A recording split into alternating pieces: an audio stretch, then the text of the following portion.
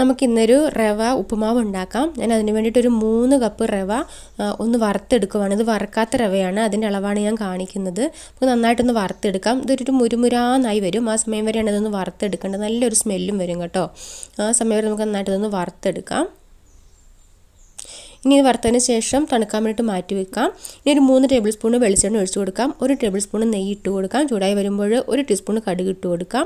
1 table spoon ഉഴുന്ന് ചേർത്ത് കൊടുക്കാം. ഒന്ന് പൊട്ടി വന്നു കഴിഞ്ഞപ്പോൾ ഒരു 3-4 പച്ചമുളക് ചെറുതാക്കി അരിഞ്ഞതും, ചെറിയ കഷ്ണം ഇഞ്ചി ചെറുതാക്കി അരിഞ്ഞതും, ഒരു സവാള ചെറുതാക്കി അരിഞ്ഞതും, ഒരു ക്യാരറ്റ് ഗ്രേറ്റ് ചെയ്തെടുത്തതും, 2 തണ്ട് കറിവേപ്പിലയും കൂടി ചേർത്തിട്ട് നമുക്കിതൊന്ന് വഴറ്റിയെടുക്കാം. ഞാൻ ഇതിലേക്ക് വറ്റൽമുളക് ചേർക്കാൻ മറന്നുപോയി. അപ്പോൾ ഞാൻ ഈ സമയത്ത് ഇതിലേക്ക് വറ്റൽമുളക് 2 എണ്ണം ചേർത്ത് കൊടുക്കുവാണ്. ഇതിങ്ങനെ ഒരുപാട് അങ്ങനെ മൂത്ത് വരേണ്ട ആവശ്യമൊന്നുമില്ല, ജസ്റ്റ് ഒന്ന് വഴന്ന് വന്നേച്ചാൽ മതി കേട്ടോ. ഞാൻ റവ എടുത്ത അതേ അളവിൽ തന്നെയാണ് വെള്ളം എടുക്കുന്നത്. 3 കപ്പ് റവയ്ക്ക് 3 കപ്പ് വെള്ളമാണ് ഒഴിച്ച് കൊടുത്തേക്കുന്നത്. ഒരു ശകലം ഉപ്പ് ചേർത്ത് കൊടുക്കുന്നുണ്ട്.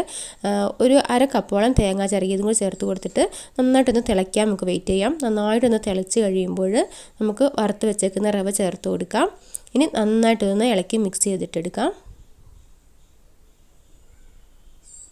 ഇത് ജസ്റ്റ് ഒന്ന് ഇളക്കിയതിന് ശേഷം നിങ്ങൾക്ക് വേണമെങ്കിൽ ഒരു 10-30 സെക്കൻഡ് ഒന്ന് മൂടി വെക്കാവുന്നതാണ്. ഞാനിത് മൂടി വെക്കുന്നില്ല, ഇങ്ങനെ ഇളക്കി തന്നെ കൊടുത്തുകൊണ്ടിരിക്കുകയാണ്.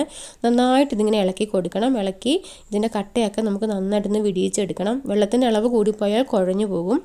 ഇത് വറക്കാത്ത റവ ആയതുകൊണ്ടാണ് ഈ ഒരു അളവ്. വറുത്ത റവയാണെങ്കിൽ വെള്ളത്തിൻ്റെ അളവിൽ വ്യത്യാസം വരും കേട്ടോ. 1 കപ്പ് റവയ്ക്ക് 1.5 കപ്പ് 2 കപ്പോളം ഒക്കെ വെള്ളം വേണ്ടി വരും.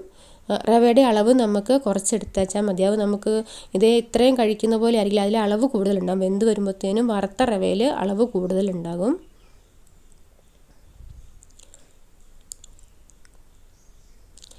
നന്നായിട്ടൊന്ന് ഇളക്കി ഇതേപോലെ എല്ലാം വേറെ വേറെ ആയി വരുന്ന കട്ടയൊക്കെ ഇങ്ങനെ വിട്ട് കിട്ടുന്നത് വരെ നമുക്ക് നന്നായിട്ടൊന്നിട്ട് ഇളക്കി മിക്സ് ചെയ്തിട്ട് എടുക്കണം കേട്ടോ.